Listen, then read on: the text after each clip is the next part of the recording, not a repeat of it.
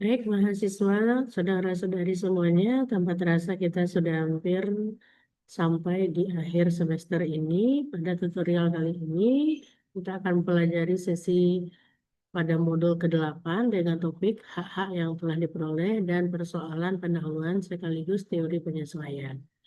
Anda akan diajak untuk memahami hak-hak yang diperoleh dan persoalan pendahuluan, di mana materi yang akan saudara pelajari adalah istilah dan pengertian, sejarah hak-hak yang diperoleh, perkembangan teori hak-hak yang diperoleh, hubungan hak-hak yang diperoleh dengan teori HPI, dan istilah dan pengertian persoalan pendahuluan. Contoh, pembatasan dan pembedaan terhadap teori-teori hukum perdata internasional lain yang berdekatan dan macam-macam aliran persoalan pendahuluan.